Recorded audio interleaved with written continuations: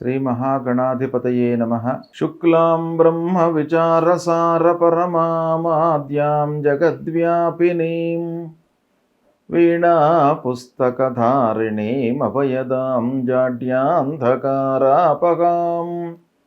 हस्ते स्फाटिकमालिकां विदधतीं पद्मासने संस्थितां वन्दे तां परमेश्वरीं भगवतीं बुद्धिप्रदां शारदां। శ్రీ మహాగణాధిపతయే నమః. శ్రీ మహాసరస్వత్యై నమః. శ్రీ గురుభ్యో నమః. 2025వ సంవత్సరంలో ఫిబ్రవరి మాసంలో ధనుస్సు రాశిలో జన్మించినటువంటి వారికి, అంటే ధనుస్సు రాశి జాతకులకు గోచార ఫలితాలు ఎలా ఉన్నాయో తెలుసుకుందాం. ధనుస్సు రాశి వారికి ఈ ఫిబ్రవరి మాసంలో ముఖ్యంగా 12వ తారీఖు వరకు సూర్య భగవానుడు ప్రతికూలంగా సంచరిస్తున్నాడు. తదనంతరం తృతీయ స్థానంలోకి ప్రవేశిస్తున్నాడు, అనుకూలంగా ఉంటుంది.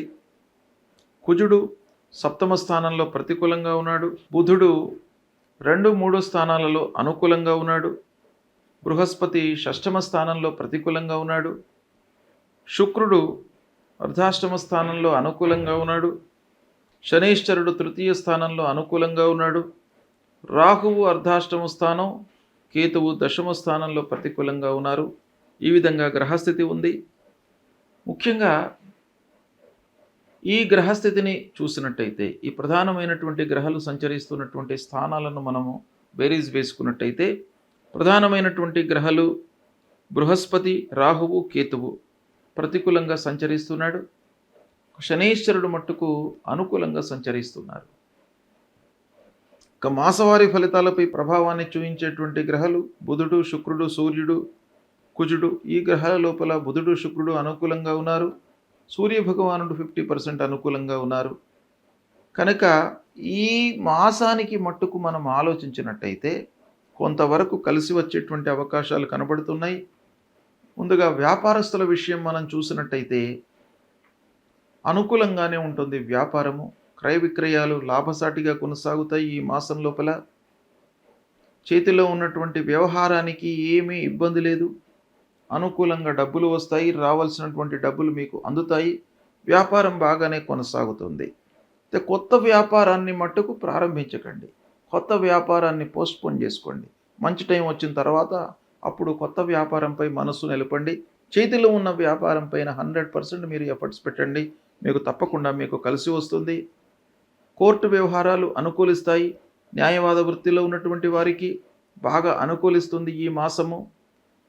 ఇక ఉద్యోగస్తుల విషయం మనం చూసినట్టయితే ఉద్యోగస్తులకు 50% అనుకూలత ఉంది, 50% ప్రతికూలత ఉంది. అంటే అధికారులతో మీకు కొన్ని మనస్పర్ధలు, ఇబ్బందులు, గ్యాప్ ఏర్పడేటువంటి అవకాశాలు ఉన్నాయి. సహ ఉద్యోగస్తులతో కొంతవరకు మీకు బాగానే ఉంది. కాబట్టి ఉద్యోగస్తులకు ఆఫీసులో సామాన్యమైనటువంటి ఫలితాలు ఉన్నాయి. కొంత మీరు ఎఫర్ట్స్ పెట్టినట్టయితే మీకు గుర్తింపు లభిస్తుంది. అధికారుల వైపు నుంచి కానివ్వండి, తోటి ఉద్యోగస్తుల వైపు నుండి కానివ్వండి, మీకు అనుకూలత ఏర్పడేటువంటి అవకాశాలు ఉన్నాయి. ముఖ్యంగా వర్క్ లోడ్ బాగా పెరిగేటువంటి అవకాశాలు ఉన్నాయి. కొన్ని బాధ్యతలు ఆఫీసులో మీకు అప్పజెప్పే అవకాశాలు ఉన్నాయి.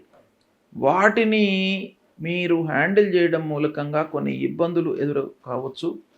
కనుక వాటిని అధిగమించేటువంటి క్రమం లోపల మీరు ఆరోగ్యాన్ని నిర్లక్ష్యం చేసేటువంటి అవకాశాలు కూడాను బాగా కనబడుతున్నాయి. ఇకపోతే అన్నదమ్ములు, బంధువులు, ఆత్మీయులతో సామాన్యమైనటువంటి ఫలితాలు ఉన్నాయి. కొంత వారితో మీకు ఎంత అవసరమో అంతవరకే మీరు ఆలోచించండి. వారి సూచనలను బ్లైండ్గా మీరు స్వీకరించకుండా, అమలు చేయకుండా 1కి 4 సార్లు ఆలోచించండి. మీకు బాగా కలిసి వస్తుంది. రియల్ ఎస్టేట్ రంగంలో ఉన్నటువంటి వాళ్ళు కొంత జాగ్రత్తలు తీసుకోండి. అనవసరమైనటువంటి లిటిగేషన్లోకి వెళ్ళే అవకాశాలు ఉన్నాయి. లిటిగేషన్లో ఉన్నటువంటి భూమిని కొనుగోలు చేయడము, తద్వారా మీకు కొన్ని ఇబ్బందులు వాటిల్లే అవకాశాలు కూడాను కనబడుతున్నాయి. కాబట్టి ముఖ్యంగా భూ వ్యవహారం ఎవరైతే చేస్తున్నారో వాళ్ళు కొంత జాగ్రత్తగా ఉండడం మంచిది. వాహన మూలకంగా కొంత ఇబ్బందులు ఉన్నాయి. కాబట్టి వాహనము నడిపే సమయం లోపల లేదా వాహనము కొనుగోలు చేసే సమయం లోపల కొన్ని జాగ్రత్తలు తీసుకోండి. వాహనముల మూలకంగా మట్టుకు మీరు జాగ్రత్తలు ఈ మాసంలో చాలా తప్పకుండా తీసుకోవాలి. ఇక ప్రారంభించినటువంటి పనుల లోపల ఆలస్యం గోచరిస్తుంది. మీ దగ్గరి వాళ్ళ మూలకంగా ఆలస్యం జరుగుతుంది. మీరు ఊహించకుండా ఏవో ఆటంకాలు ఏర్పడడం అనేటువంటిది కూడాను మీకు ఈ మాసంలో కలుగుతుంది. తద్వారా చేపట్టినటువంటి పనులు ఆలస్యం తప్పకుండా జరుగుతుంది. కాబట్టి మీరేం చేయాలి?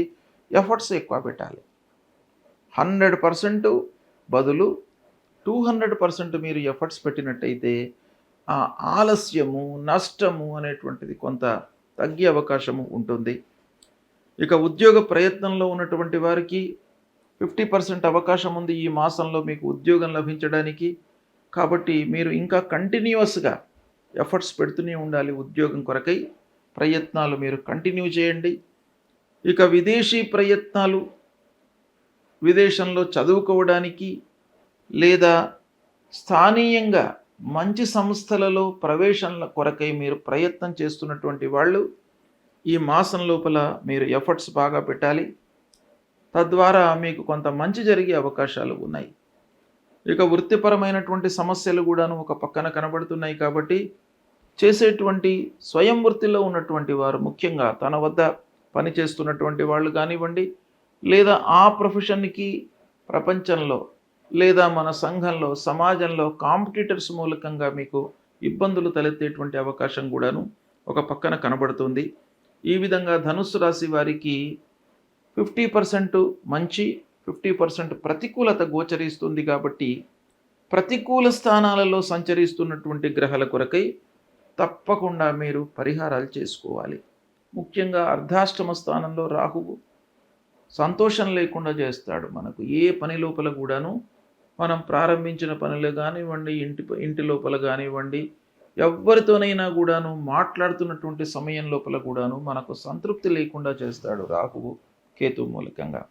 కాబట్టి మీరు అమ్మవారిని కొలవండి. అమ్మవారి దేవాలయానికి వెళ్ళి ప్రతినిత్యం కూడాను ఏకాగ్రతతో 3 ప్రదక్షిణాలు అమ్మవారికి చేసి అమ్మవారిని దర్శించుకొని మీ కార్యకలాపాలు కొనసాగించండి. అప్పుడు మీకు అమ్మవారి యొక్క అనుగ్రహం లభిస్తుంది.